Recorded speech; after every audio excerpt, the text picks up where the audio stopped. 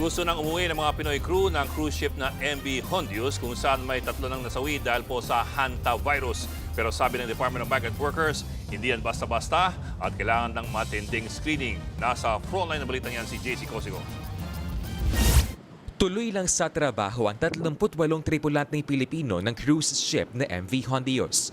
Ito ang barkong nasa gitna ngayon ng laot sa Atlantic Ocean matapos maitala ang ilang kaso ng hantavirus sa barko. Ayon sa Department of Health, wala sa mga Pinoy ang may sintomas ng virus. Mismong World Health Organization daw ang mag-aabiso sa ating gobyerno oras na may Pinoy na magpositibo rito. Ang lahat po ng ating 38 na kababayan ay accounted for. Wala po kami nakukuhang notification, so we can say at this point in time, May 7, na wala po silang hantavirus. Sa panig naman ng Department of Migrant Workers, in contact din daw sila sa ship owner at manning agency ng cruise ship para i-monitor ang lagay ng mga Pinoy crew. Nakikipag-ugnayan na rin sila sa kanilang mga pamilya. All 38 Filipino crew have reportedly not been afflicted. Okay? Hindi sila nadapuan ng hantavirus. Ang situation on board is they are okay, and the situation on board under the circumstances ay maayos ang sitwasyon nila. Sa ngayon, nanatili sa 3 ang death toll mula sa mga sakay ng MV Hondios dahil sa hantavirus. Ayon sa DMW, nagpahayag na raw ang mga tripulanteng Pinoy na gusto na nilang umuwi.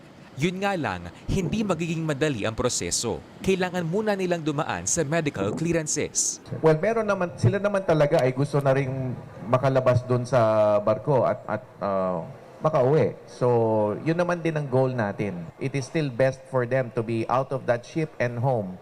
But having said that, there are protocols na kailangan din nating i-observe. Ang hantavirus sa isang nakamamatay na virus mula sa infected na daga. Nakukuha yan sa pamamagitan ng contact sa kanila o sa kanilang ihi, dumi o laway. Bagamat posible, bihira naman daw ang human-to-human transmission ng hantavirus ayon sa DOH. Hindi rin daw nila nakikitang magiging isa itong pandemya gaya ng COVID-19. Sa ngayon, hinihintay na ang pagdaong ng MV Hondios sa Canary Island matapos pumayag ang gobyerno ng Spain. Ayon sa Spanish Health Ministry, ire-repatriate sa kanilang bansa ang mga pasahero at tripulante na hindi Spanish citizen basta't maayos ang kanilang kalusugan. Nagbabalita mula sa Frontline, JC Cosico, News 5. Mga kapatid, Ed Lingaw po, maging maalam at may pakialam sa mga napapanahong balita sa ating bansa. Para sa mas malilimang pagtalakay at paghimay sa mga issue at headlines, mag-follow at mag-subscribe sa social media pages ng News 5.